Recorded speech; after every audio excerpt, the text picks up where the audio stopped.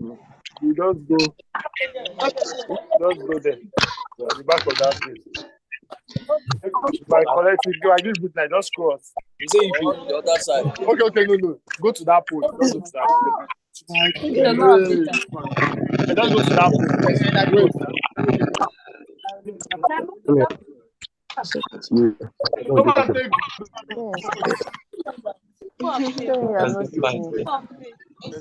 No, I want to sleep. I was like, you're lying. One and not like the same thing. I should hold on.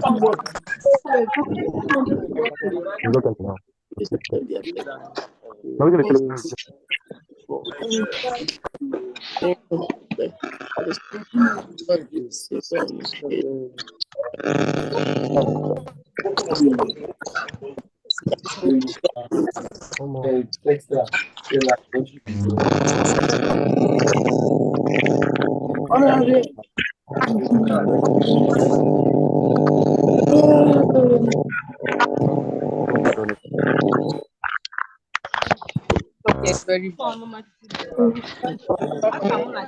God forbid.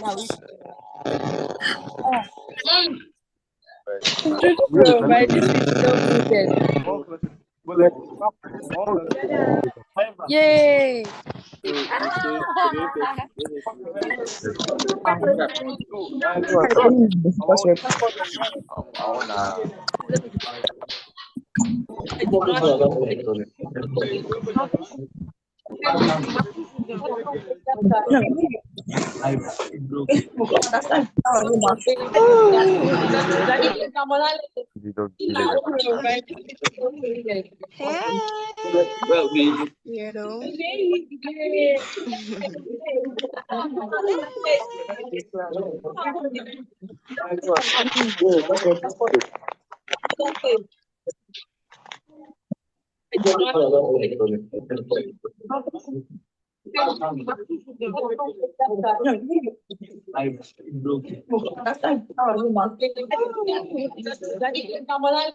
Please, let's mute ourselves. Let's mute ourselves. Please,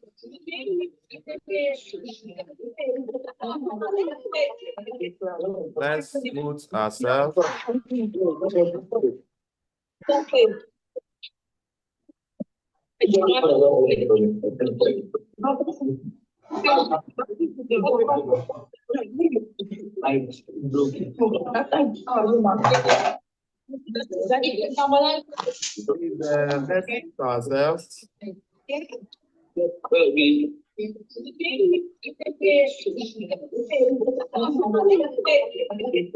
Let's mute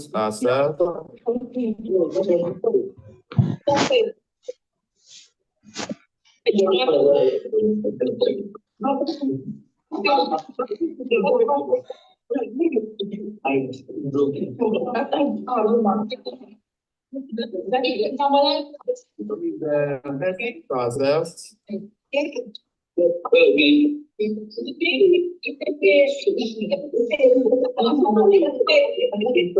Let's mute us.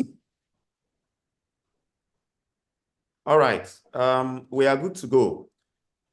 Can someone say yes on Zoom if you can hear me clear and you cannot hear any other person? Can you write yes on Zoom if you can hear only me and no other person? Good. So let me go to YouTube too and ask the same question. Please, if you're on YouTube, I know there is a lag in the video. If you're on YouTube, you can hear only me and no other person. Please write yes on YouTube. We'll be waiting. And please note, those on YouTube are receiving the sound and signal a little bit later, but that's still fine. After introducing myself, I will remove the video to make the stuff smoother for you and to reduce your data use. So if you're on YouTube and you can hear me and you are not hearing any other person, please kindly write yes on YouTube. Okay, so guys, you can see YouTube guys are just getting the message. All right, so we move. I repeat, YouTube people, whatever I say on Zoom, you will hear it, but I think you are getting it after some like 30 seconds, but you still hear. And because of network problem, I'm using my own phone network. So anybody that calls me on my phone, the network will cut off. Whenever it cut off, be rest assured I will still try to reconnect. And whenever I try to reconnect and the number on Zoom is already 300, then I will be asking people to remove themselves so that I will be able to join. Okay, good morning, class. We're already starting late. Let me share the link first, the slide, sorry. 1 minute, please. I'm coming. 1 minute, please.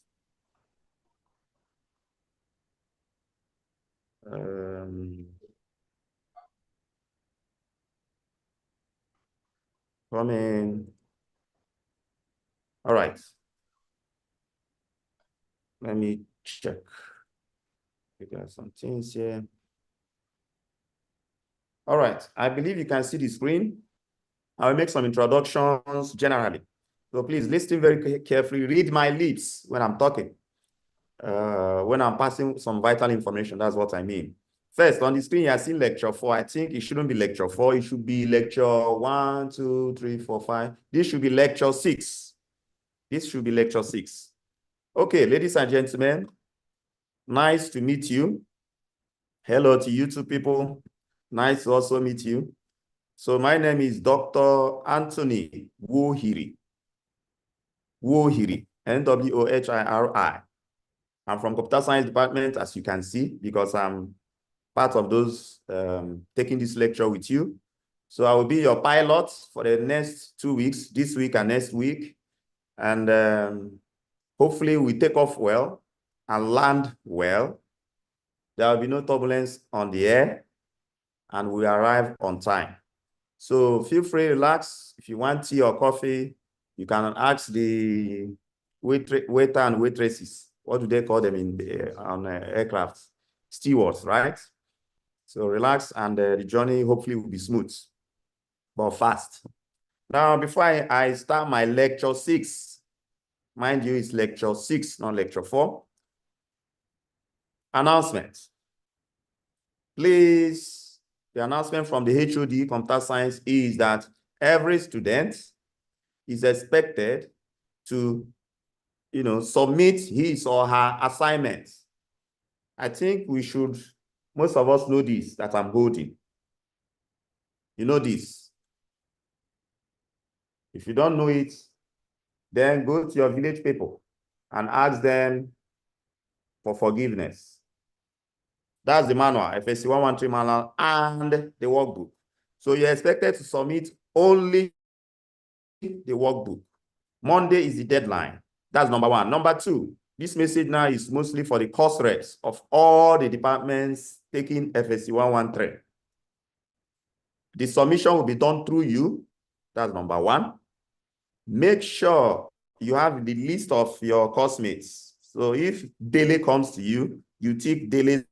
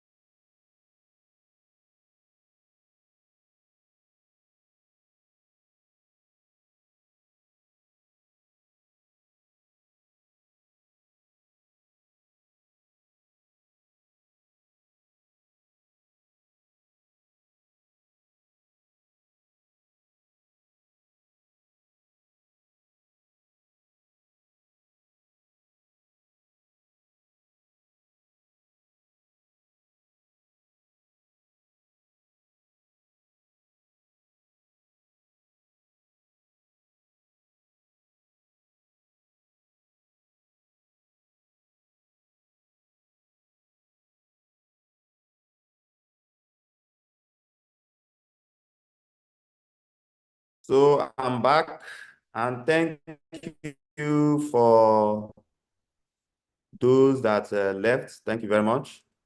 Let's go back to our slide. Okay.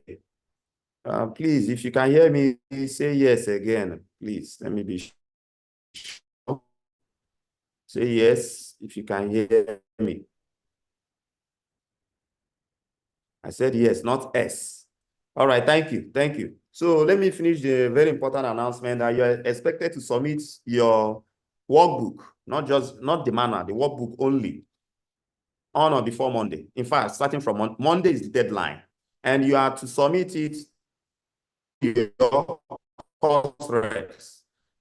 So I was telling the course rep before my network switched off that if daily comes to you, or if I share the list of your classmates and you tick, Shoma, my friend, has given me, I've ticked.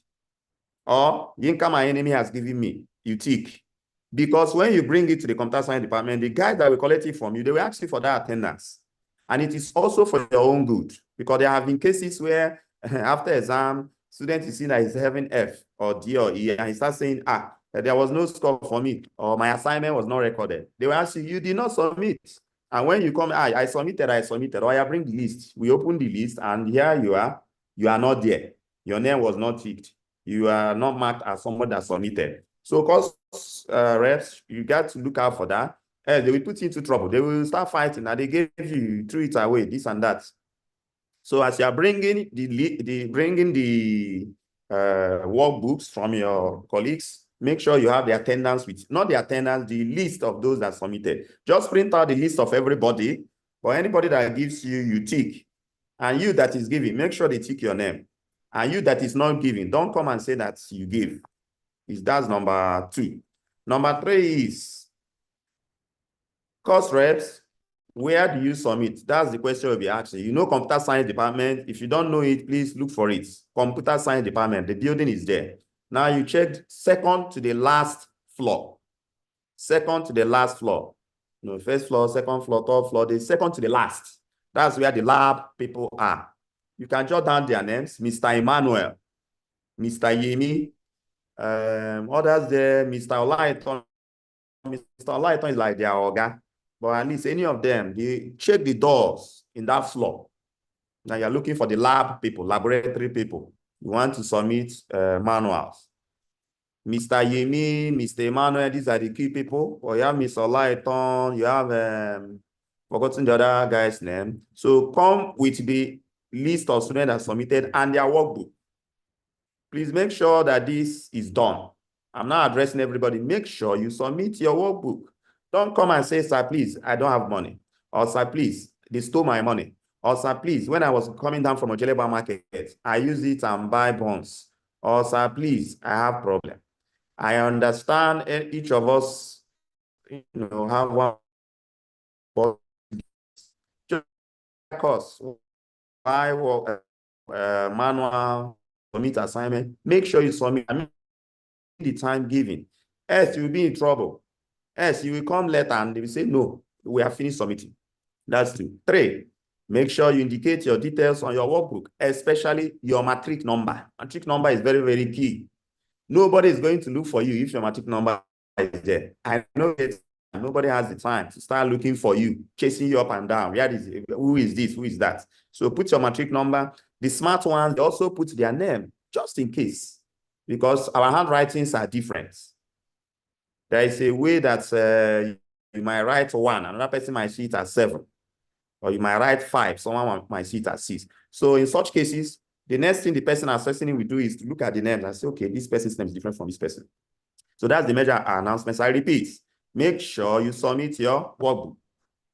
And it should be done through the course reps. Course reps have the list of their students, their course mates. So you print out the list, get it ready. Anybody that submits, you tick. When you are submitting, it might be big, voluminous for you to carry everything. So some people can help you to take it to computer science department. And where are you submitting it at computer science department? At the lab people, second to the last floor. If you are totally confused, then you go to that lady you got the manual from in our department, ground floor. Ask her, but it's second to the last floor. What else? Okay, let me write away their phone numbers.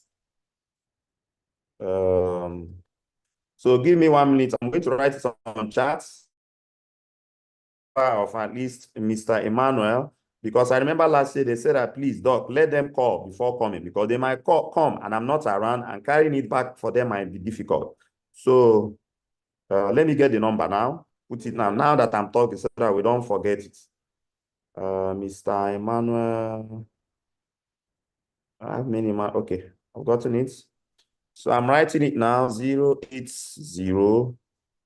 8725 7077. I think I have two numbers. Let me write it there. 090 134 396 766.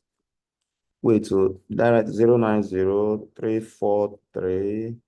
Okay, 343 96766. First one 080 872570. Okay, this is Mr. Emmanuel.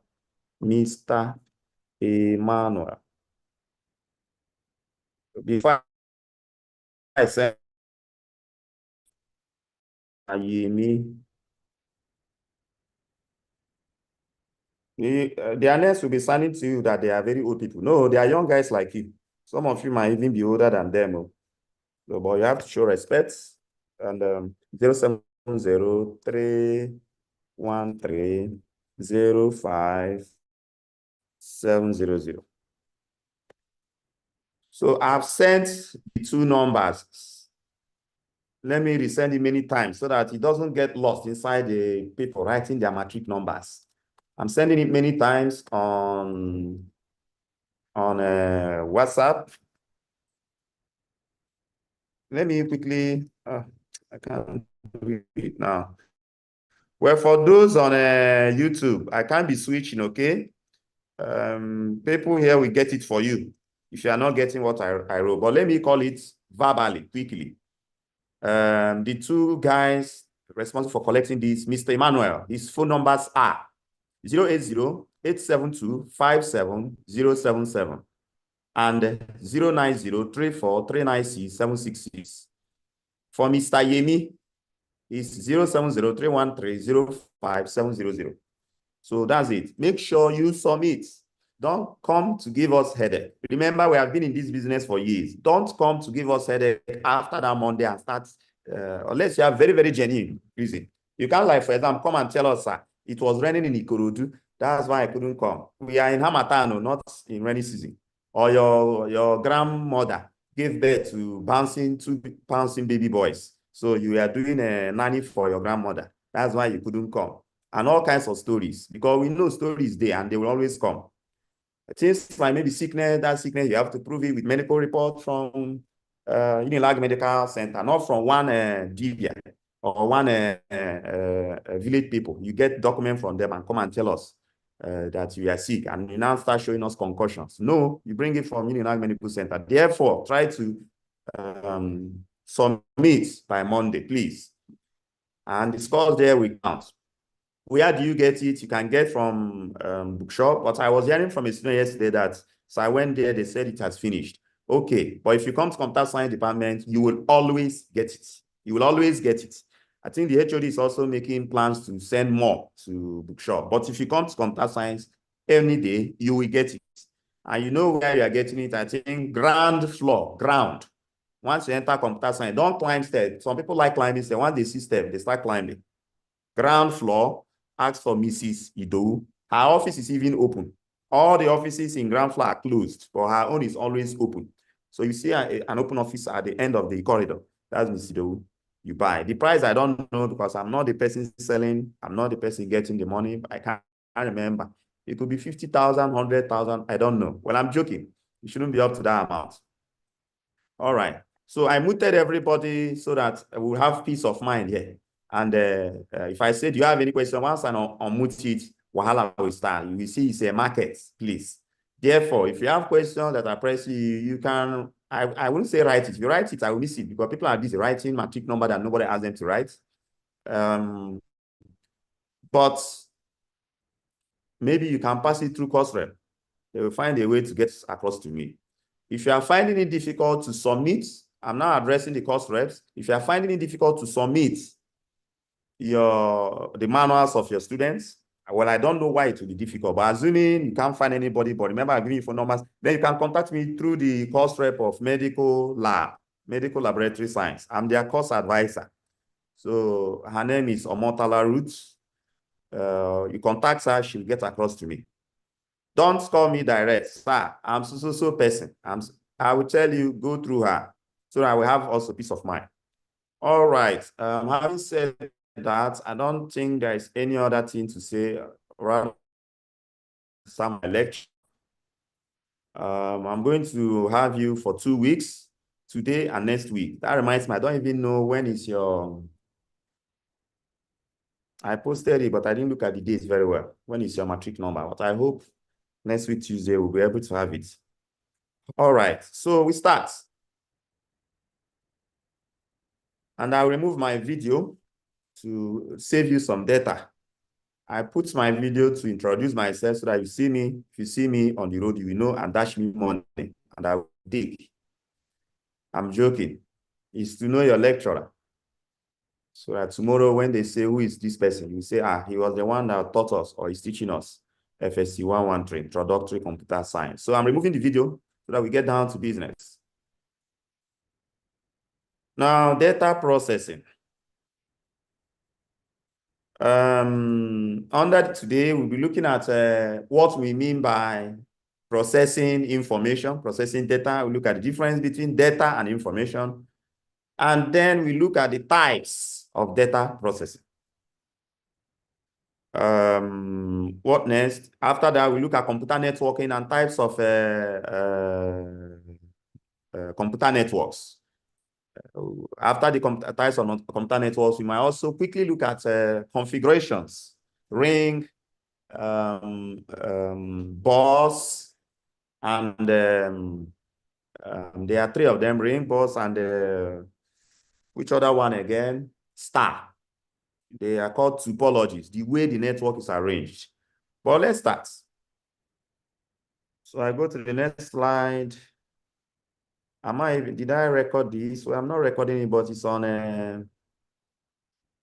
let me record it on cloud, just in case. All right, it's being recorded. So if you're against being recorded, you can leave. It's always what we ask students. Now, what is data processing, ladies and gentlemen?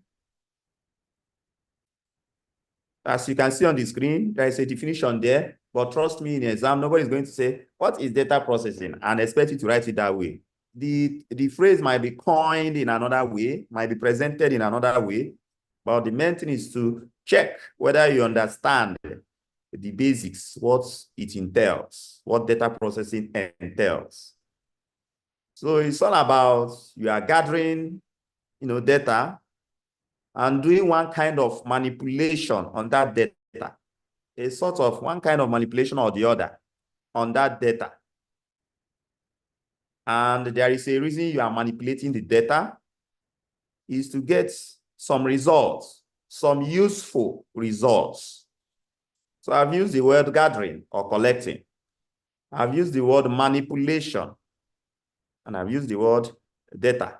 So data processing is all about you are gathering it, and you are doing some manipulation on that to get a result.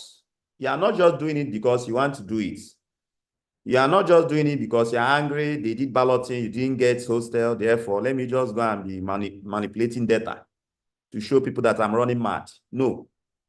You are doing it because you want to get a meaningful result, output.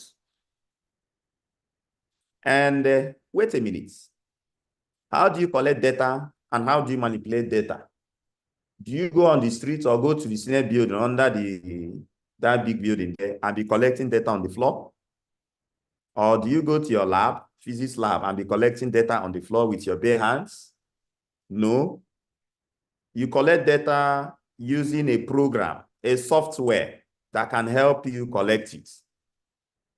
And you manipulate data also using a program, a software, an application that will help manipulate data. For example, sorry, I want to collect the list of all the noisemakers in this lecture. So maybe I will open my Excel file, Excel, the spreadsheets, and I will put their matric number, maybe department, maybe their gender, male or female, and, and I'll be writing it down. Hey, you, Ade, you're making noise. Your matric number, I will write down the matric number, your full name, your department, provided you are not lying to me. Hey, you, Shola, come here. You're making noise. Your matric number, name, etc. You see, I'm doing it using an app, a program called Excel. I'm doing it using a program called Microsoft Word. Can also use that one to collect data. Now, manipulating it. What do you mean by manipulating? For example, I want to check how many of the noisemakers are girls, or how many of the noisemakers are boys. Some will say, so I'm not a boy, I'm a man. Okay. How many of the noisemakers are male, and how many of the noisemakers are female? I know most of us might not know how to manipulate, how to use Excel very well, other than just to write something there. So in Excel, under the column where you wrote gender, male or female, you can sort it so that you only see male, or you can sort it so that you can only see female. You see, I've manipulated my data to get a useful information. What was the useful information? I wanted to get the names of noisemakers who are female only. That's the result, the useful result I wanted to get. Or I can go to the department and say, I want to get names of noisemakers who are from medicine and surgery. So I will go to the column under department and sort it so that we get only those who are from medicine and surgery. So data processing is all about collecting and manipulating data by using a computer. You say, sir, but you just said using a software or using a program. Why are you now saying using a computer? Had it been we had time, I would have asked that question. But let me move on. I'm saying using a computer because that's your software, that's your program, that's your application that you are using to manipulate data. Where is it? It's in a computer now. That's where it's hosted. It's in a computer. So that's why you can also say that data manipulation takes place in a computer, because that's where the program is. And remember, manipulation, I've just given you an example. Manipulation can involve converting your raw data to a machine readable form. You convert your raw data to a machine readable form. For example, I want to collect data about students that had malaria last week. I just go on the street, or I just go to Jaja hostel to, make survey, ask them one-on-one. They will be answering me verbally. Say, my name is this, I had malaria, blah, blah, blah. It's raw data. But I can convert it to a way that machine can read, that computer can read, by inputting it, in Excel, for example, inputting it in Word. Once it's in Excel, the computer can now read it. But as he was talking, the computer does not understand the jargon he or she was saying. So any use of computers to perform defined operations on data can be included under data processing.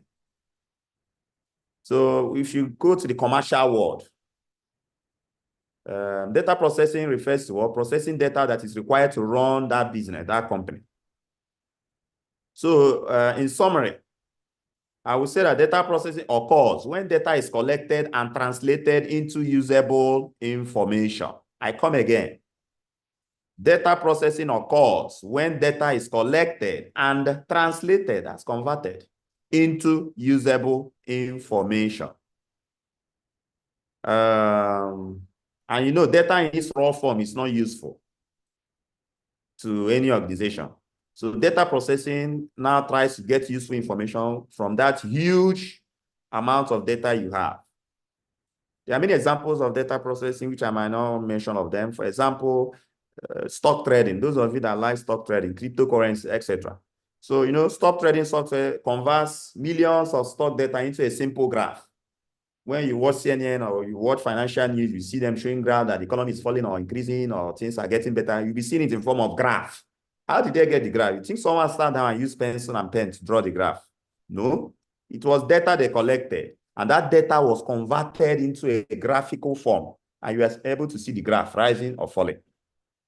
That's one example of data processing.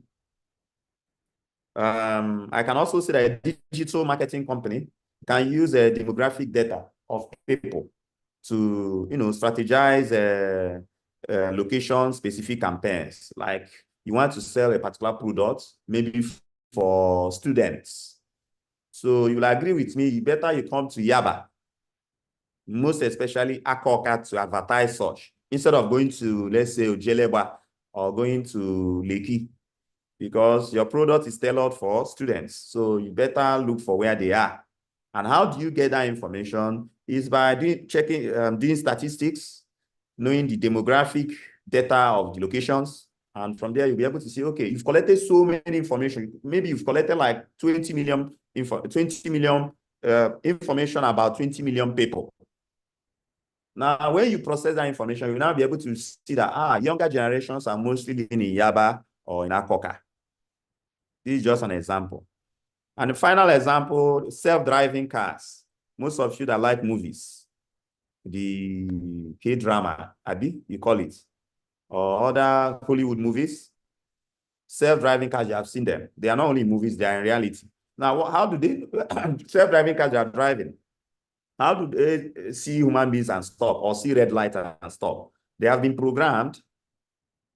They use real-time data from their sensors to detect if there are pedestrians and other cars on the road. They have sensors. The sensor will sense whether a human being is passing. It will manipulate that data. It will process that data processing, to let the system, the car, know that, this is a human being. Stop. What I'm seeing is red light, not green light. Stop. Or this is green light, move. All right, I've done more justice to this, so let's move. So there are different types of data processing. You have the real time, you have the batch, online, time sharing, and distributed data processing. And we look at them one after the other. I've dedicated a slide to each of them. Okay, so, I just read charts to release myself small. And you're enjoying yourself on the charts. I don't blame you, really. Okay, real time, that's the first one. So I give you 1 minute to go through what is written on the screen. 1 minute, please. Quickly, everybody. 1 minute to read what is on the screen. I'm waiting. 1 minute to read what is on the screen about real-time processing.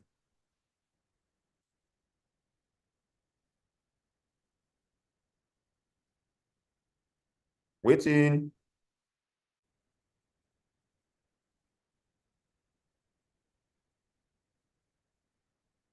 Read and understand. Try to understand it, so that I wouldn't say, sir, this man, you're moving fast. All right.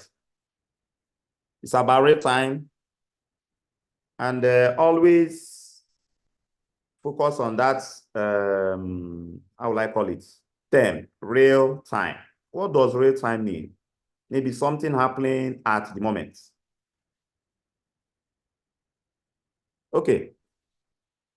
Real-time processing, I'm on the screen, is the execution of data in a short time period, providing instantaneous outputs.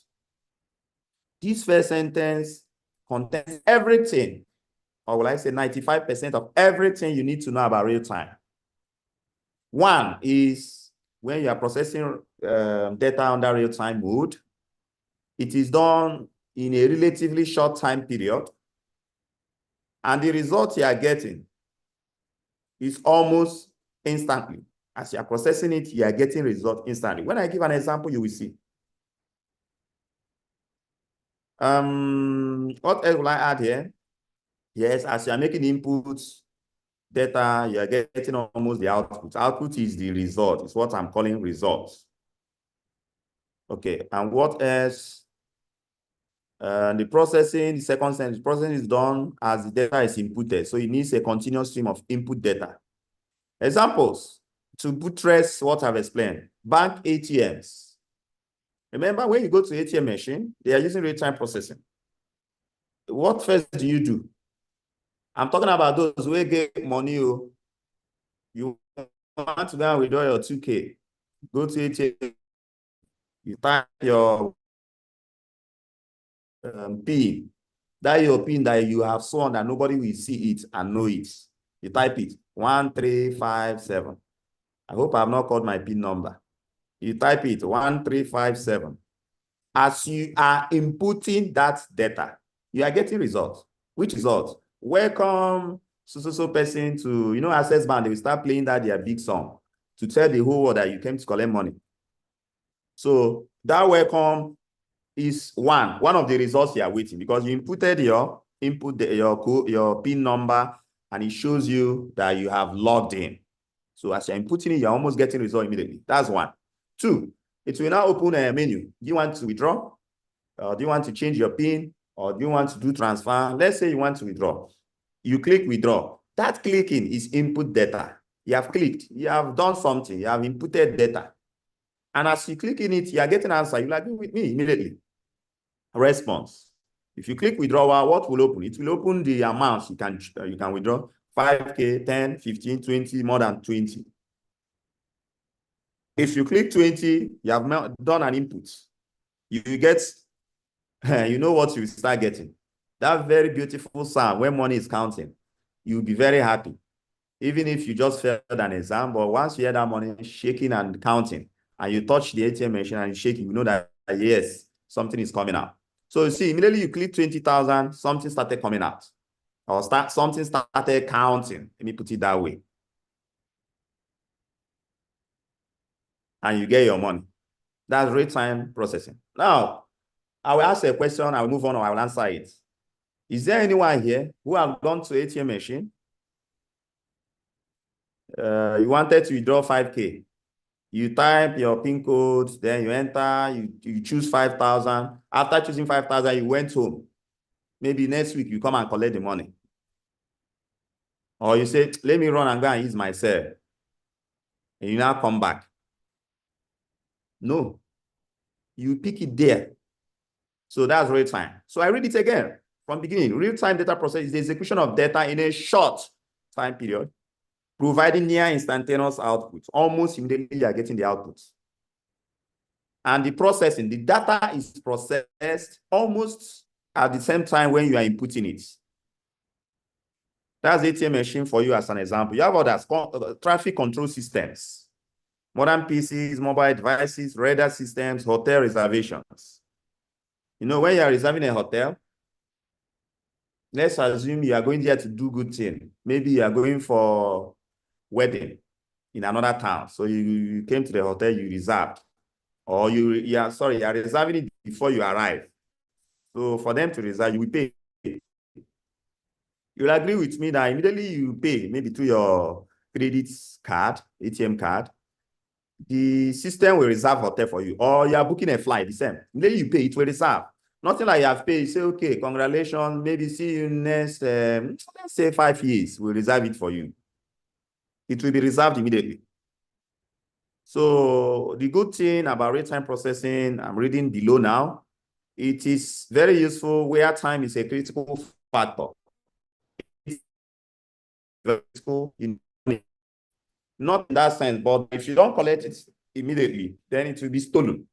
Hotel reservations, radar, you know what radar is? That's aircrafts. When plane is flying to somewhere, you know, it has a radar system that tells the pilot whether there is any plane coming.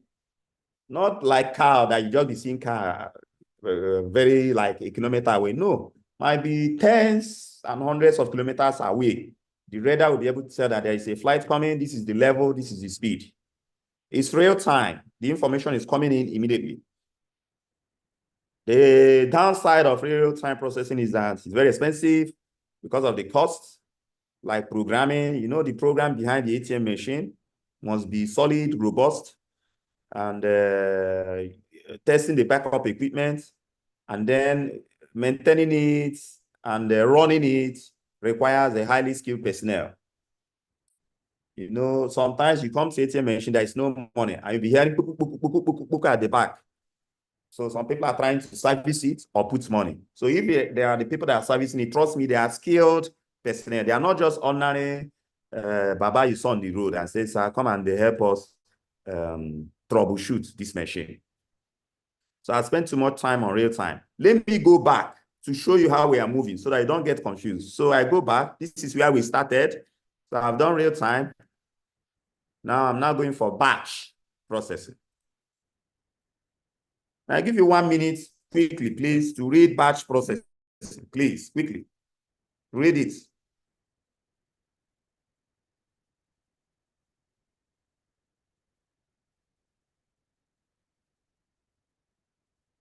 Read, please.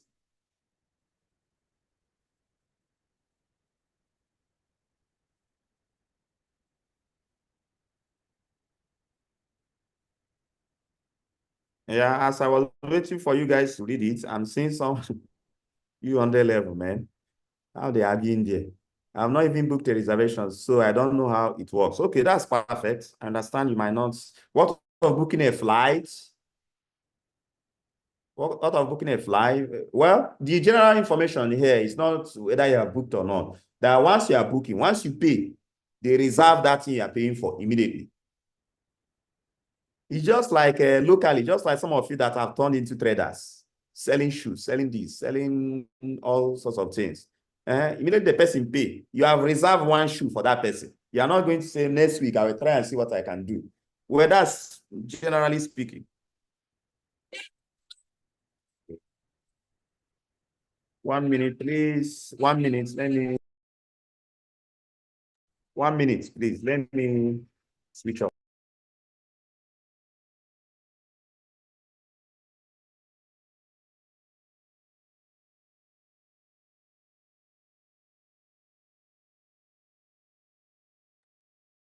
All right, so batch processing. Unlike the first one we did, which is real time, batch processing collects, any batch processing system collects data and then processes that data in bulk in a later time. This is very key, in a later time, which means result will also come in a later time. If the processing is done in a later time, then result will also come in a later time with respect to when you process the data. The three takeaways from batch processing is you collect data, the system, not you, Sha. The batch data processing system will gather the data and then process it later in batch. That means results, the output, the response will also come later. And it's more no difference because it's like automated. For example, maybe in your papa's company, he has 50 people working for him and he pays them the accounting unit pays them every month. Now, every month, I don't think your dad will come out and be counting how many people using calculator to calculate how much. It's already in the system automated. Hello? Can someone hear me? You say hi. Let me be sure that network is still on.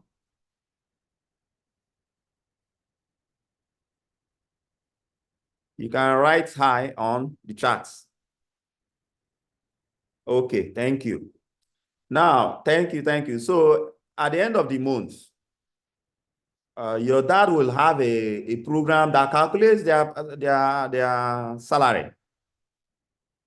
Or let me use Unilag, all the lecturers there. Is it every month the government will come and be asking us one by one, what's your salary? No, it is already on the system.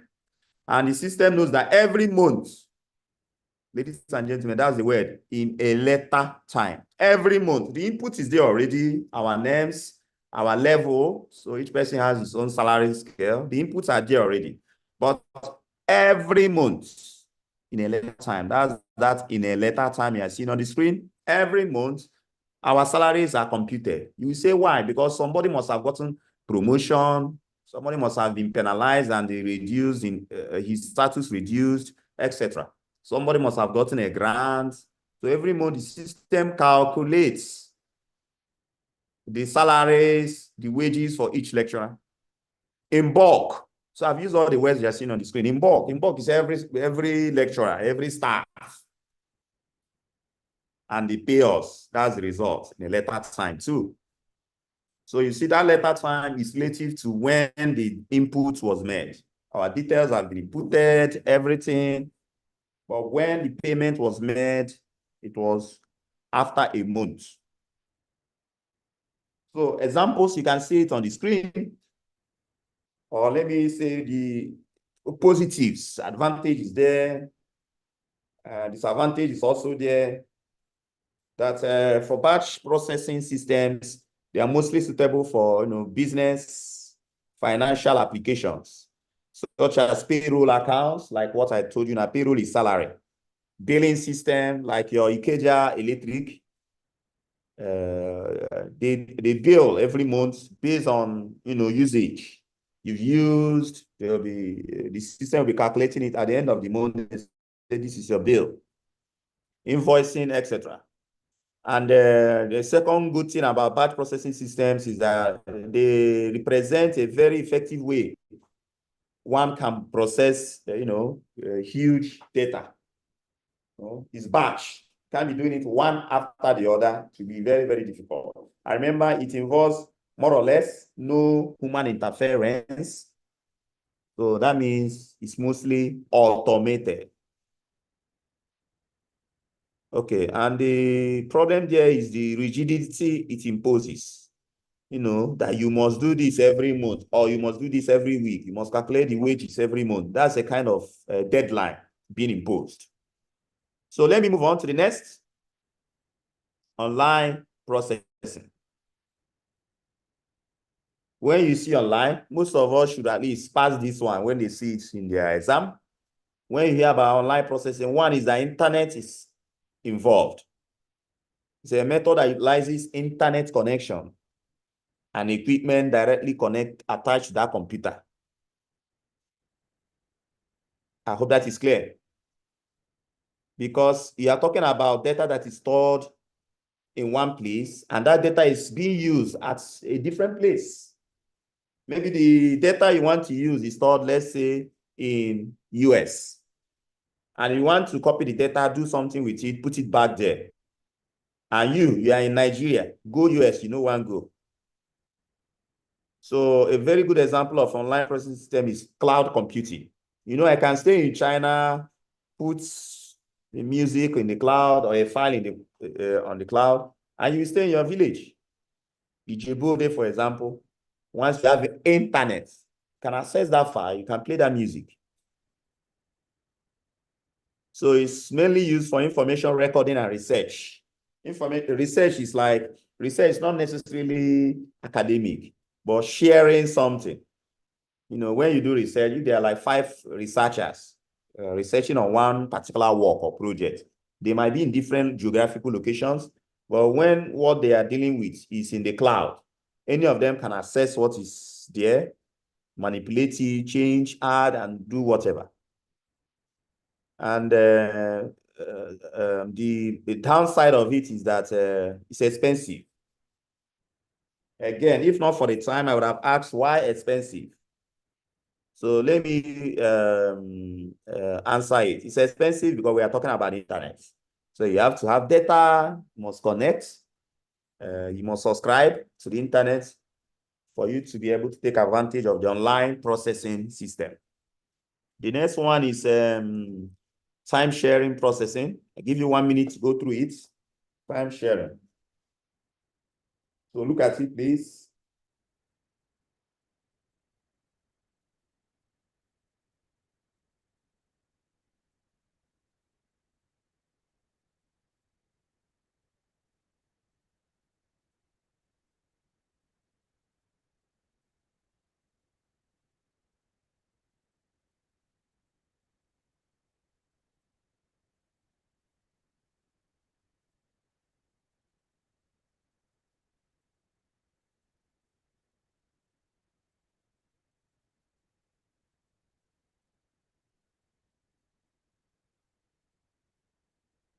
All right.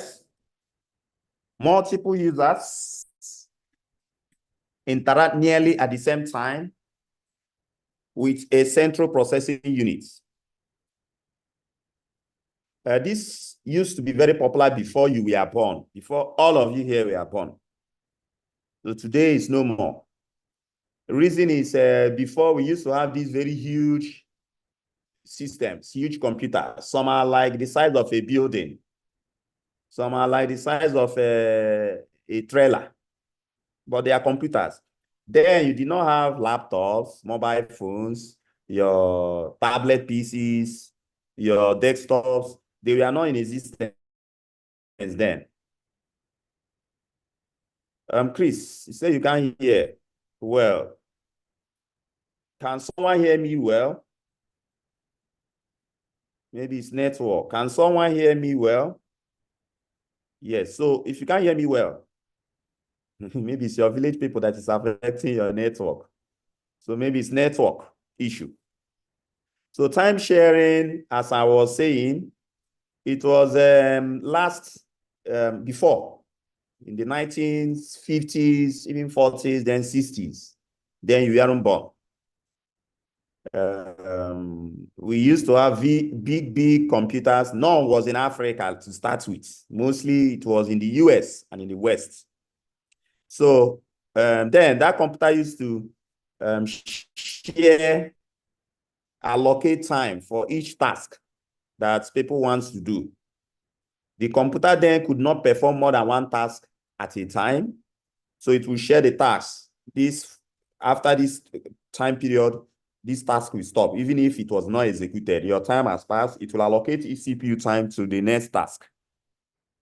So it allows many users to make use of that CPU power, that computer, by affording each one a time. That time afforded to a task could be used to access the computer. So the CPU time is shared among all the tasks that need to be done. The good thing about it is that memory is economical, as you can see on the screen, as it's written on the screen. Because since the computer is dedicating its resources to one task at a time, so it will be able to economize usage of its memory than dedicating its time to every task at a time. Remember, computers cannot do without having a memory. Just like we cannot do without having a memory. If we can do without having a memory, you can just wake up in the morning, walk straight into lagoon and be smiling and drown. But memory tells you from experience that no, I will die when I walk, I do that. Same with computers. Computers have memory. Without memory, you don't have computers. So, and in this case, that time sharing system, its resources are allocated based on time to all the tasks, all the jobs, all the processes that need to be executed. The bad side is that it's outdated, as I told you. That was before, way before you were born. Unless there's somebody who was born at that time, sure, that's 1950s, 1960s. Me too, I was not born. So that's it, to show you how old it is. Okay, that's all I can say about this. So we move on to the next. Or is there anything I can add here? No. So it's a method of operation in which multiple users with different programs interact nearly at the same time with the central processing units. But yes, you're interacting nearly at the same time with the CPU, but the CPU itself is allocating time actually. You might be doing something and be thinking that yes, the CPU is attending to you. Maybe your own task is on the queue to be executed. All right, next. Okay, that's a diagram showing us time processing. That's the CPU. It has allocated its time to process 4, and that's why process 4 is active. Next might be a process 5, and once it allocates its time to process 5, process 4 will no more be active, etc. Okay. Okay, distributed data processing. Read it, 30 seconds, not 1 minute, 30 seconds. I give us, quickly read. 30 seconds.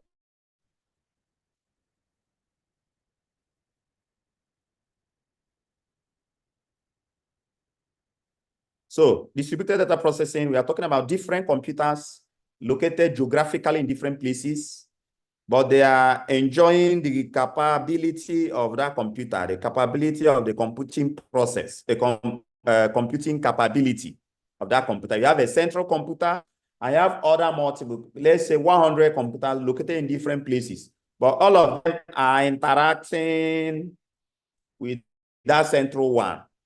That central one could be, I don't know, it could be a host machine, it could be a server. You know, all devices are interacting with it. A very good example is like your client server architecture. Well, you are in 100 level, you might not understand what I mean. Client server is like when you go to your browser and type www.cnn.com, and before you know it, a magic occurs and you see a page of CNN on the screen. What happened? There is a server somewhere where that page is being stored. And that machine there is called server. Why you are in Nigeria, you type CNN.com. You think CNN.com server is in Nigeria. It's not in Nigeria, it's in US. Another person too, somewhere might also type that CNN.com. Someone in India, someone in Russia, someone in Ondo, someone in Sokoto, someone in Ghana. All of them typing CNN.com. They all are going to interact with that server to get what they are looking for. So in a distributed data mode, we are talking about a method of organizing data processing that uses a central computer. Then, in combination with smaller local computers or terminals, which communicate with that central computer, and maybe perhaps with one another. So this distributed data processing is all about handling and analyzing data across multiple interconnected devices. Okay, that's it leverages this method. It leverages the collective computing power of interconnected devices, you know, enabling parallel processing and faster data analysis, etc. We have a picture here. It's also showing these are the terminals here are the devices. They are communicating with a central one. These devices might be in different areas, located in different places in the world. This is the central one. So the central one, maybe there is a file somewhere in the database. So all of them connect to the central one. The central one helps to fetch something from the database. But this is not the story today. The story here is the terminals, the devices are located in different geographical areas and are interacting with a central computer. That's the major takeaway here. So, ladies and gentlemen, I'm done with types of data processing. And now we'll be moving on to computer network. I know you would have said, sir, ask us questions. If I open up, it will be difficult to control. So as I said, if you have your questions, write them down. And maybe better through the coursework, if you have questions. Well, most of the things I'm saying there, they are in the manual. You can find them there in the manual. Okay, part 2 is computer network. First, what is a network? And why do we need a network? 2 big questions. What is a network? And why do you need a network? So if you want to convocate, most of you have been seeing pictures. Some are posting that guy with 5.0, some are posting with 4.9 something. You want to be among them? Then better go and know what is network and what is computer network and why you need a network. Network, at the end of the day, at your level, I will say it is an interconnection between different devices. Of course, devices that can be connected to the network, that can be interconnected. So network is an interconnection between different devices. Question is which devices? Could be computers, your mobile phones, your printers, switches,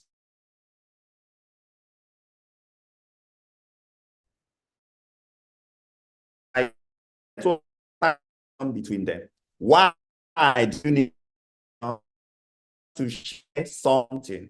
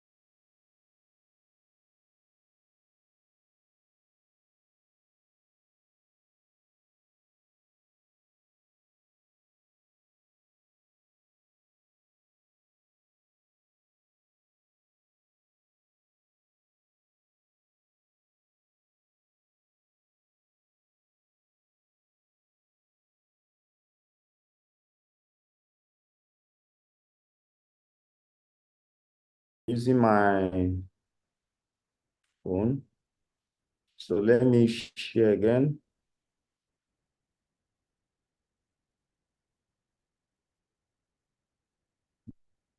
Okay. Please, on Zoom, if you can see the screen, please write yes. Just one or two people.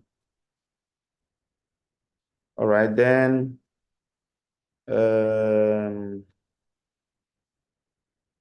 I hope I don't want to remove this because I want to go to, okay. I want to go to those on Zoom, on YouTube. Please, if you're on YouTube and you can see the screen, okay, I remove the screen, but that you can hear me, please kindly say yes. You can hear me and you can see the screen. Mostly you can hear me to start with. Kindly say yes on YouTube. I will adjust the screen. Just say yes. All right. I will adjust the screen for you.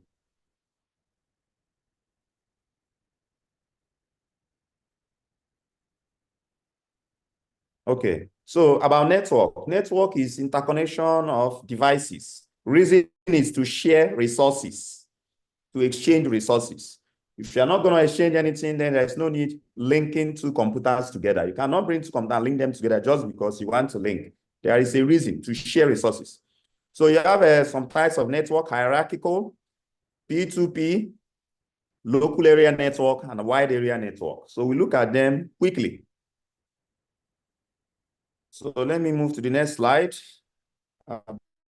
So we are going to look at hierarchical. So when you hear about hierarchy, agree with me, it's like levels. You have the baba, the nest until the children. So there is a kind of a hierarchy. So when you bring that hierarchy to network, what do we mean? You see it on the screen. The functions, the processing and functions of those computers are in levels. The computers that make up that network, there is a kind of a hierarchy among them.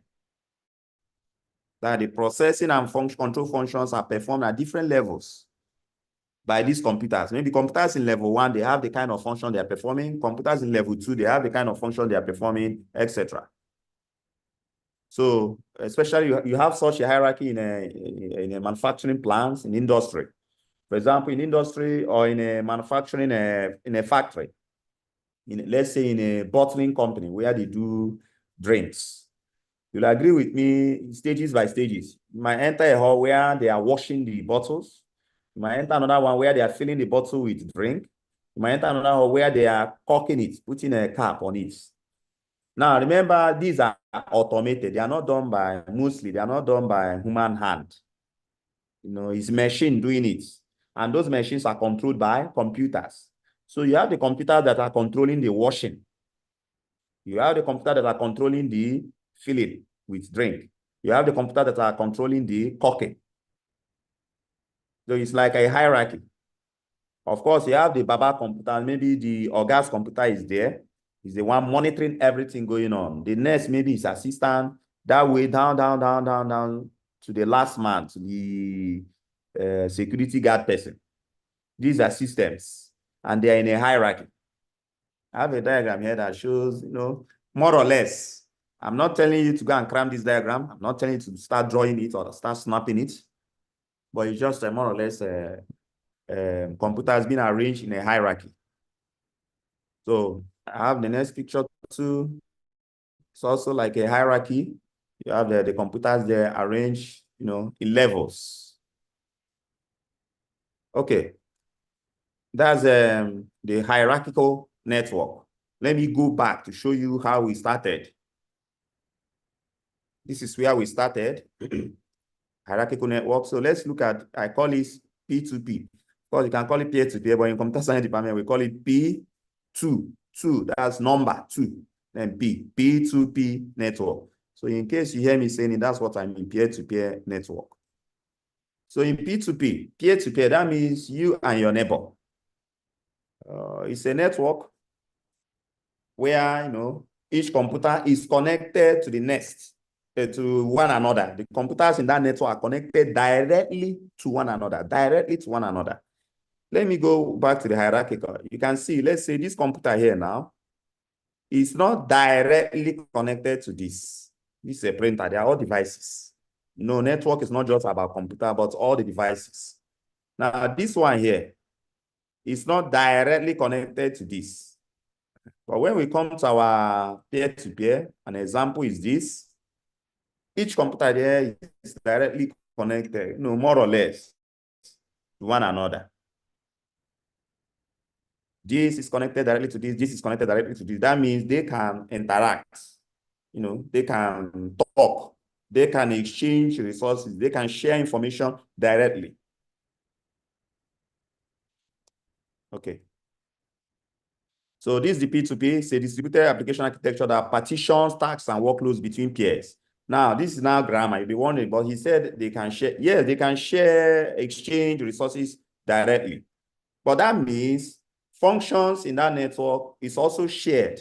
That's, you divide them. This computer, you'll be doing this. This computer, you'll be doing this. It's not like a level where our guy is here, then the subordinates. No, they are equal partners. It's just that the functions are divided. So it allows the system, the computers, to connect and share resources without requiring a separate server, somewhere. So they are, all directly connected. And on the screen, the second sentence, equally privileged, equipotent participants in the application. That is, none is superior to the other in terms of the functions, and workloads and tasks they perform. So in such a network, we call them a P2P network, directly, connected. Then the next one is our local area network, the third one, which is very familiar. Will I call it a local area network? We know it. It's a collection of devices connected together in one physical location, such as a building, office, or home. When you create a network, like let's say we go to chemistry department, and they have a network there. Chemistry people, do you have a network there? I know you people don't have now. You are poor people. You don't have a network there. For computer science, I think we have, but it's passworded. Now, that network in that building is a local area network. So local area network, look out for building, office, or home. When you're answering your exam questions, local area network, that's the keyword. In a small place, building, office, home. So it interconnects computers within a limited area. Well, apart from building, office, home, you have lab, you have a campus too. That's a key for local area network. So a local area network, or for short LAN, it can be small or large, ranging from home network with one user. So an enterprise network, that's when you are talking about, companies with thousands of users and devices in an office or a school. So building, home, office, school, company, campus, limited area, these are the keywords to identify a local area network. If I want to release pressure, I'll just go and read charts. Chemistry, please forgive me, because chemistry, I think they are the closest to our departments, so that they will not come and report me, say I just yap them. No, I just use it as an example. We know the poorest. Chemistry is not the poorest. We know them. Let me just keep quiet. All those biological related departments, we know them. Let's just pretend that they are rich. Okay. All right. And the last one, wide area network. Simply put, wide area network is a collection of local area networks. The LAN that we just did. So if you can connect them together, maybe you have a local area network in chemistry, you see they are now rich. You have another local area network in accounting department, and you have another local area network, let's say in HKHE, Human Kinetics and Health Education Department. Now, with the use of switch and routers, you can connect the three and form one big network, which is called wide area network. So it's a collection of local area networks, other networks that communicate with one another. And it extends, of course, over a large geographic area, not just within a small area as you use to identify a land. So always have be able to differentiate between local area network and wide area network. So, all right. Now, I move on to some terms. Here, students normally fail it. So I'm giving you a school now, but please don't go and write letter to VC that he's giving us a school for exam. You know, the oversabi, they don't want me to give any other person a school because they know it. So, sir, please don't give anybody a school. Let's all of us be reading. But you forget that some might be very intelligent in the head, while some might be very skilled with what they can do with their hands, maybe skills in programming or skills in whatever else. So, but the expo, I will still give it. If you want, tell VC. These terms, you must know them. What is server? What is host? What is node? What is grid? For example, in exam, a server is dash A. Watch, I'm reading on the screen now. A server is dash A computer device designed to process requests and deliver data. B, a computer connected to a computer network. C, any device, PC or terminal. D, device that connects similar LANs. So you have to know the difference between server, host, node, and bridge.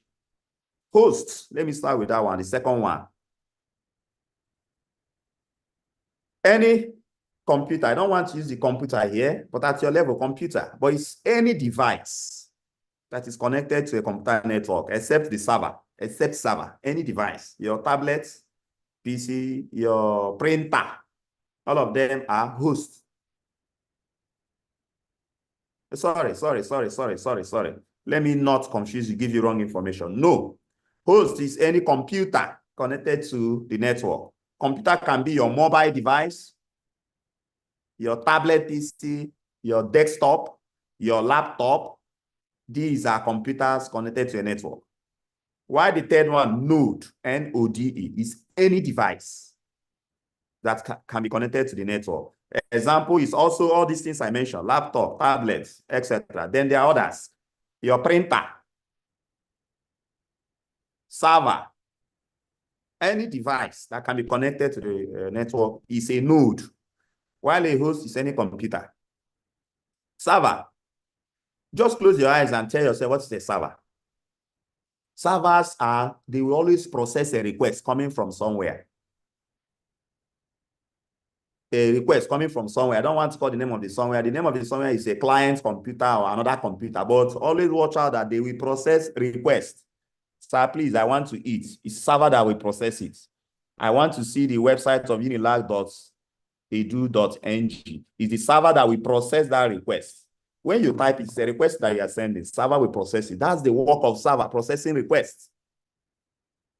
So bridge, from the name bridge, some of us have bridges in our villages that connects two rivers. So bridge, see it here, is connecting similar local area networks. So have this as your expo. The next slide is also expo number 2. What are routers? What are repeaters? What are modem? I will not go into that so that I'll be able to finish my lecture. Routers are written on a manual. If you don't know what is a router, then write it on the question you give your course rep. Course rep, please ask her what is a router and expect the answer next year. Repeaters, the same, and what is modem. These are on the manual. If you don't have the manual, no problem. You can Google it and check what is router, what is repeater, what is modem, what is node, what is the rest, the ones we did earlier. So these are 10 that you watch out for expo. God help me, if during exam you don't see any of them, so that you not look for me and say, sir, but you told us. expo doesn't mean it will always appear.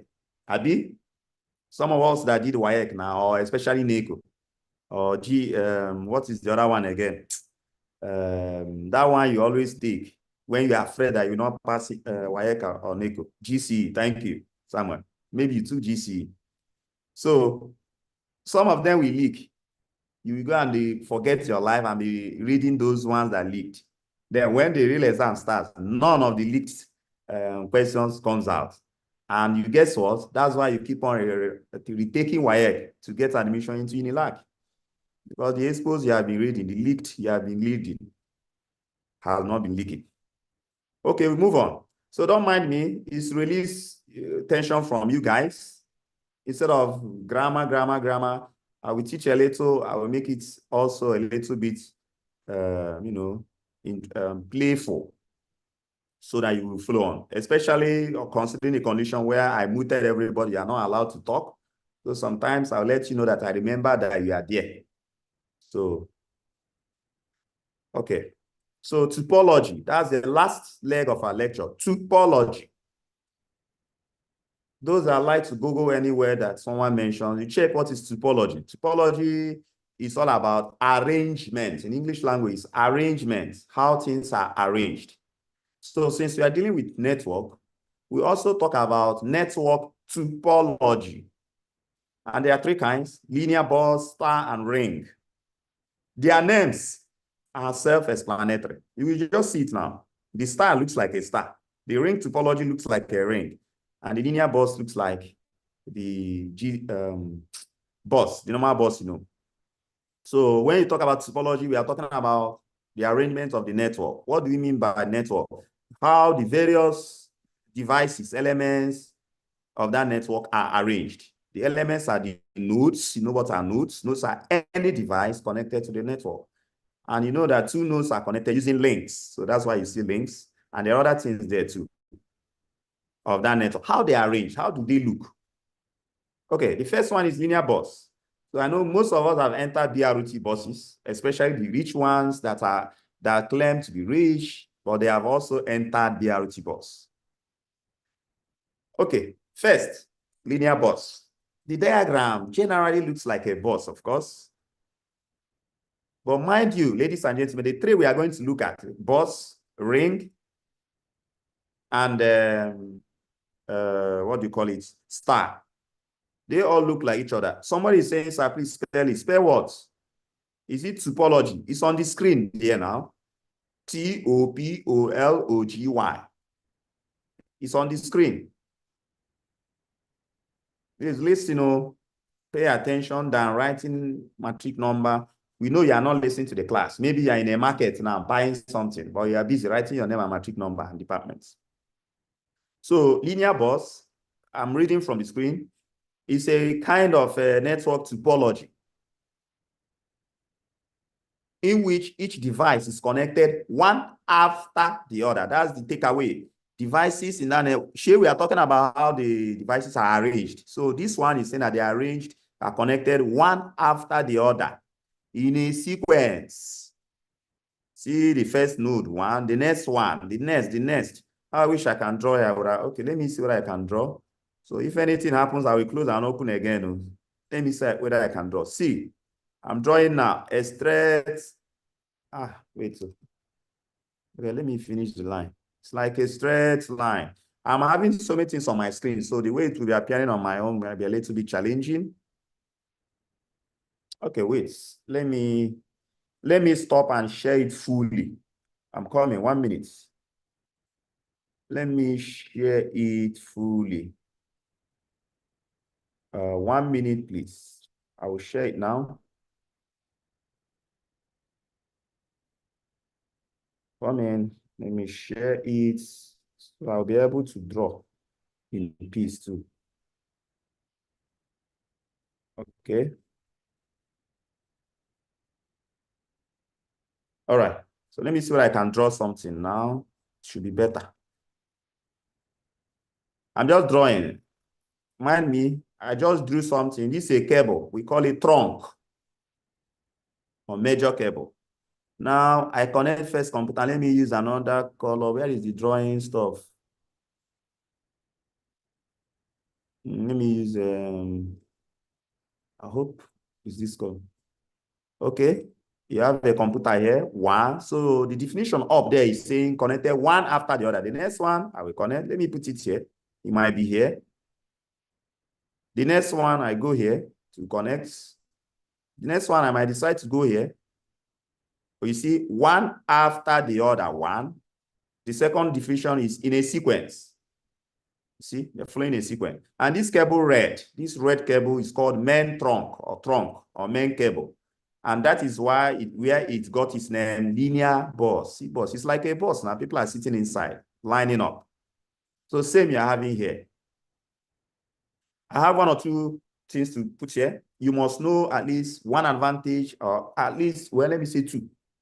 Two advantage and at least two disadvantages of linear bus. Let me give us one advantage, one disadvantage. One advantage, it's even on the disadvantage is on the screen. But one advantage is it's easy to set up. You have one link and you now connect using tabs and connectors. Easy to set up. And what else? It's relatively cheaper than the other two, ring and star. It's relatively cheaper. So I've given you advantage. Disadvantage is that, okay, another advantage. Let me just do big expo here, but the other two which I had, I will not say much. Another advantage there is, ladies and gentlemen, watch. Let me go and use a red color. Where is that red color again? Let me use a green. Now see, if something happens to cable here, see where I'm drawing. If something happens to cable, maybe that rat in your kitchen that has refused to die comes and cuts this cable here. Yes or no to this question, you can write it on the chat. Will there still be connection with this one here? Be able to connect with this? Will it be able to connect with this? Yes or no on the chat. Yes means yes, it will be able to. No means no, it will not be able to connect. If rat comes and chop off this cable that is connecting this system here, will the other one still be able to communicate with each other?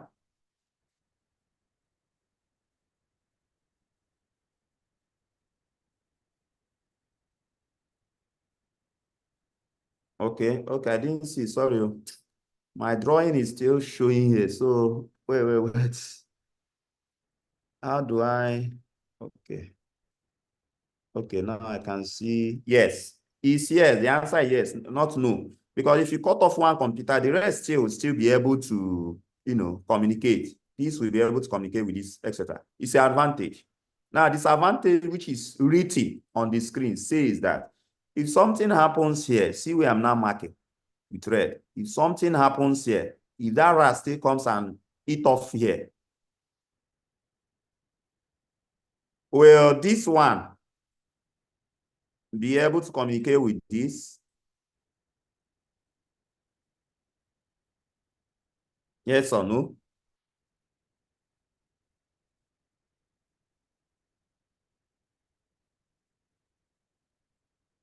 The answer is no. You see it now. This is the major cable connecting all of them, and something happens to that major cable. Of course.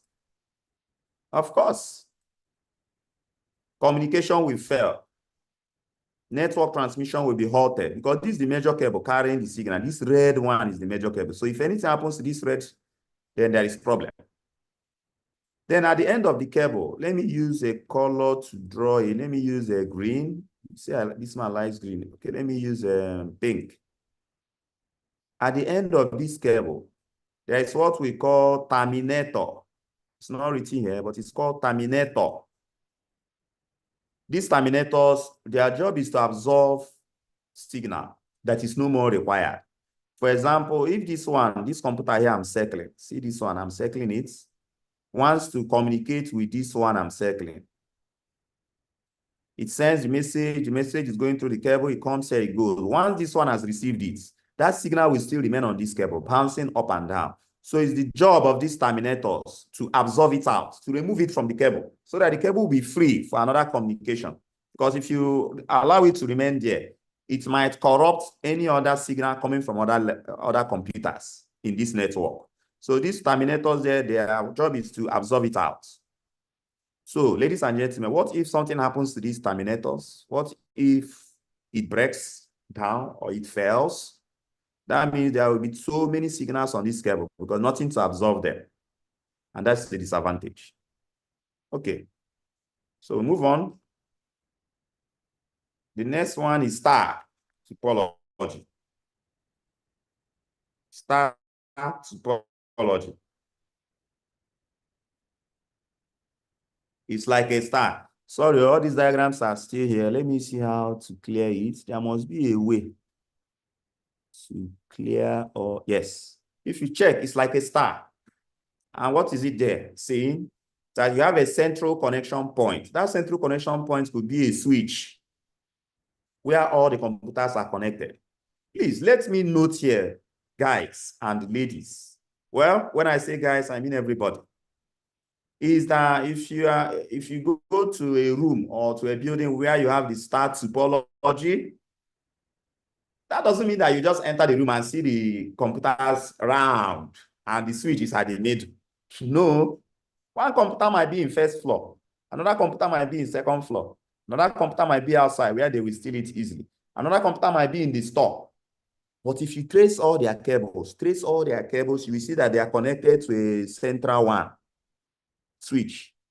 That switch might not, to the human eye, be in the center, in the middle of the building. No, the switch might be locked up somewhere else in the store where they are storing things. But if it is possible to bring out all the cables and place it out, you will see that all of them are connecting directly to that switch. So mind you, when we say star topology, it doesn't mean that you go enter and see the middle one there and the other ones are surrounding it. No. Is that clear, ladies and gentlemen?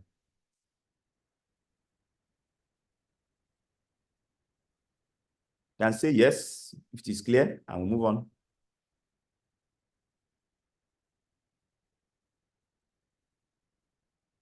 All right. So somebody has already answered the question I would have asked, disadvantage and an advantage. So find out disadvantage and advantage. Disadvantage one is if something happens to that middle switch, it's all over. The advantage is if something happens to one of the cables, it's not all over. It's just all over for that particular computer that is affected. Okay. So we move on to the last one. What's the time? Okay, I've met up with time. Thank God. The next one is a ring. It's like a ring. Those of you that are always wearing ring, both married and unmarried, you know this one. So that day, if a question pops up on your screen and you're wearing ring and you are not able to answer it, after that, share your money to your friends and leave Unilag. Go home and go and take WAEC next time and come back. That's if you are wearing a ring. Now, ring network, you can see too, topology. Topology is what? Arrangement. It's arranged like a ring. And I repeat again, ladies and gentlemen, unless there are no gentlemen and there are no good ladies, that it is not that you enter the room or enter the building and you will see everything like a ring for you to put hand and get married. No, it is not arranged like a ring. Like facially, you not just see it round.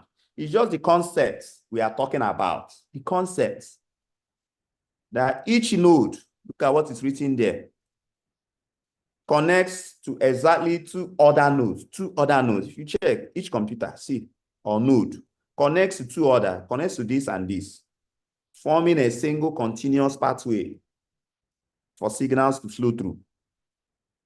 So advantages here, you can talk about them, or disadvantages. There's something that is not on this slide. It's not a mistake, and it was done purposely. In the ring topology, they have what we call dual ring. Let me draw something inside. See what I'm drawing. I'm drawing a circle inside. I'm drawing a circle inside. See. It is like a backup for this outer black circle. What do I mean? This outer black circle, maybe it was configured to move this direction, clockwise. And this one then will be configured to move anti-clockwise direction. And it's a backup. What do I mean? Now, see very carefully. Someone is saying it's cracking. Can you hear me clear, please? I have many people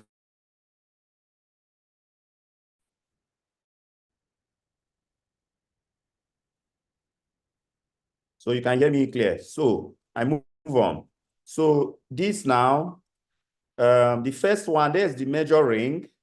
Signal is moving in this direction. Let me call this A. And let me call this B. Now, if A wants to share something with B, A is the sender, B is the receiver. So the signal will travel this way, it comes to B. You get? Now, assuming the number of computers in this ring are 1 million, it's possible. So it means if A is sending to B, it will pass through 1 million computers before it gets to B, and that's a delay. Too much time delay. Therefore, this second circle I drew inside plays two roles. First role is what I'm going to explain now. The ring topology, this second ring here, dual ring, it plays the role of shortening the distance of communication. If A is communicating with B and the number of computers the signal will pass through is like 1 million, this dual will take over. So instead of going clockwise, the dual one will go anti-clockwise. So the dual one will always calculate the distance. If I'm going to be shorter, then the dual one will be activated. If I'm not going to be shorter, then the major one will move on. So the dual one will check that from A to B will take many computers. Therefore, let me move from A to B anti-clockwise. So that's the first work of the dual ring inside. And the second and final work is, what if this major black circle fails? Something happens here, for example. Now the dual ring will be activated. Is that clear? Is that clear, ladies and gentlemen, about this dual ring? The work, two works, backup and shortening of distance. These are the two jobs they do.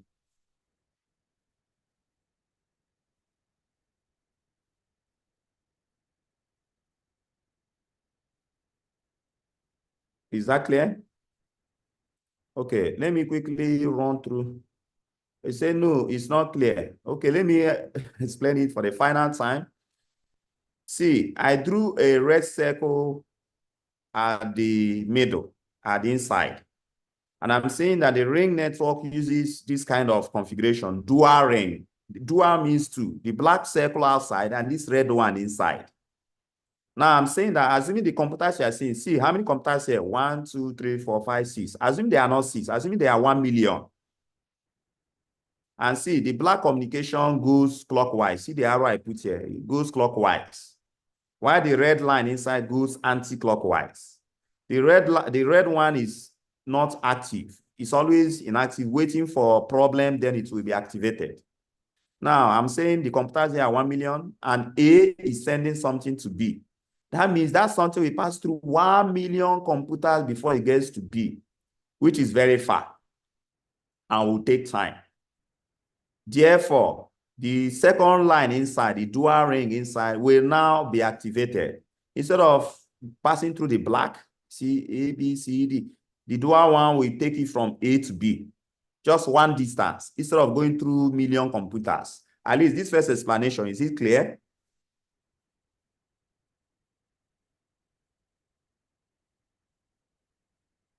I'm asking questions to those that initially said it was not clear, not those that already say it's clear.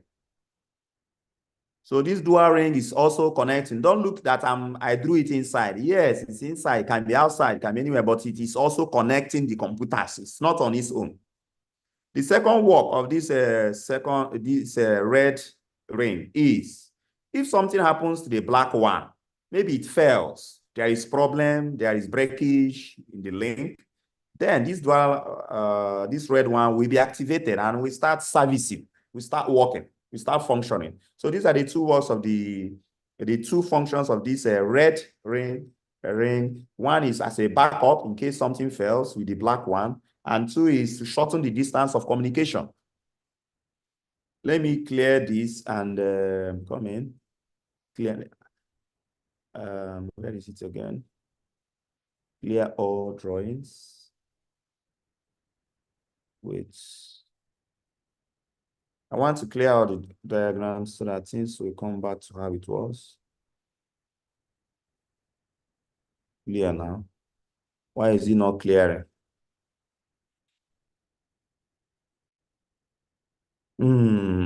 It has refused to clear. Okay. I think, let me try it again for the last time. It should clear now. Okay, what I will do is I will stop it and share it again.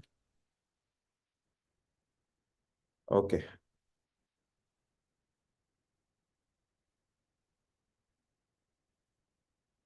Come in. I think you can see the screen again. Please, can you see the screen again? Okay, someone asked about linear bus and star. Okay, let me run through it again, but can you see the screen? Yeah. So that diagram I drew, let me draw it again. Well, let me use green or blue this time around. See, I can draw it here too. Sorry, my hand is shaking. I'm using mouse to draw. So don't mind me. See, so I've drawn it. It's a dual ring. Anyone can be the major one, the other one can be. The major thing is, the major takeaway here, if this one is going to this direction, this one will go to this direction, anti-clockwise, clockwise. So one of them, anyone, one might be the main one, the other one might be the backup. And the backup one is doing two functions: for backup in case something happens to the main one, and to shorten the communication. All right. See whether, okay, all drawings are cleared. We move on. So let me go back to people were asking about star. See star now. What is wrong here? That all the devices are connected to a central connection point, and it's normally a switch or a hub. All the devices are connected. And I'm saying again, you don't go into the building and see it like this, lying on the floor. No. These computers around the middle one might be in different rooms, different compounds, even. Why the central one might be locked at the gate man's room. Let me put it that way. But what we are saying that if you're able to bring everything out and look at it, you will see that, all these computers, they are directly connected to this central one that we thought that was not central. So the central switch must not necessarily be in the middle. To the human eye, you come out and see, oh, see the one in the middle. No. The concept here is that every of the devices are connected one-on-one with that central device. Star, is that clear? Wait, before I go to bus, let me finish with the star. Someone is asking what's a hub, what's a switch? Hub is like a switch. They facilitate communication. See, if this one I'm pointing here now wants to communicate with this one, they can't do it directly. It will pass through hub or a switch. So it's a good question. Check what is hub, check what is a switch. They are forwarding, signal. They are forwarding signals, from one device to the other. That's their job, forwarding, routing, finding a path to this. So once a signal, a message comes from this one I'm pointing to the switch will forward it to the next switch. So that will be it. 1 minute, please. That's why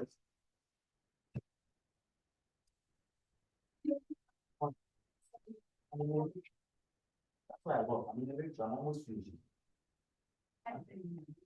Share it here. 5 minutes, I'm almost done. That's why I got. Yeah, 5 minutes. 5 minutes.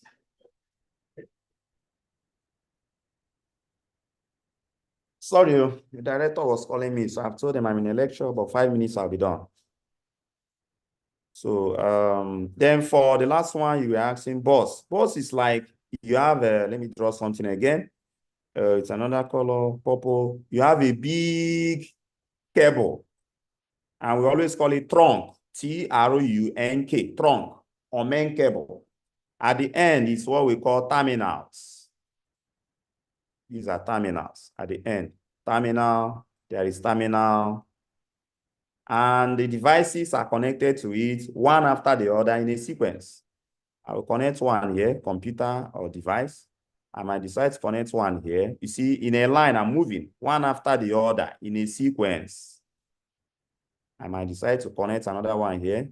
I might decide to connect another one here, then one here. See, etc. etc. You connect. So it's a linear bus because see, linear is like a bus now, people sitting inside. That's why it got its name. The disadvantage that if something happens, let me check another color. Disadvantage is if something happens here, for example, network will fail, no communication.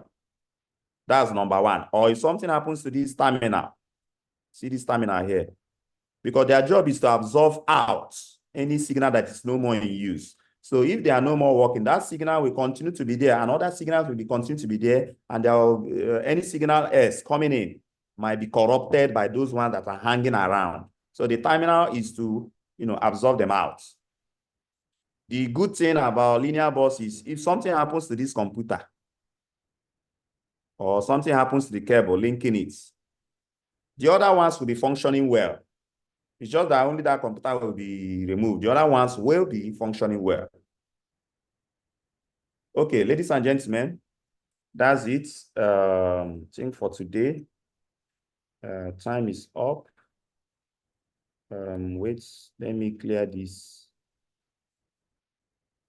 All right. Yes, I can't be reading all the messages now, but I remember someone asking whether the slide, I will make it available through a course rep, and that course rep will share it in the, what do you call it? In the course rep group, in their course rep group. So if your course rep group is stingy, be following them so that they wouldn't say they forgot. Or if the course rep is the one that forgets so much, make sure you follow up so that it wouldn't turn to stories that stories of the heart. You put it that way. Okay. This thing is hanging again. But let me wait. It's hanging. Okay, it's out now. So we end the lecture here. The slide, you will get them. There is one last slide there. There is nothing much to say there. It's about how to protect that network you created. There are 3 ways. You can physical security, that's putting gas man security, in the rooms where you have your server, where you have your systems, or locking them with key, padlock, so that not anybody can just go there and steal or cut away the, the property there. Second one is password. Most of you now, your phone, you put password, everything you put password. You don't want your friend to know that you are chatting with her friend or his friend. So all those ones are 2. Network security, you provide security to that network so that not anybody can just enter and see what is in the network and see who can communicate with or what. And the third one is personal identification. All these ID card we wear, they are in server rooms, not everybody is allowed. You must show your ID card,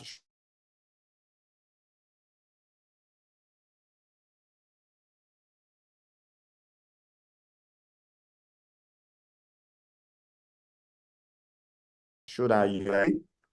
The slide will be made available later today, not immediately. So have a good day. So let me unmute you so that you make some little noise, and I will be sure that you are safe before we go. How do I unmute people again?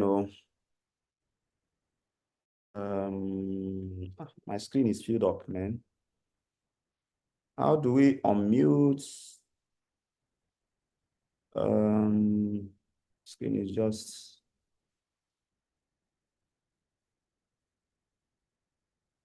Wait. Well, I don't have time for muting. So you can make your noise on your chat. Thank you. Have a nice day. Bye-bye.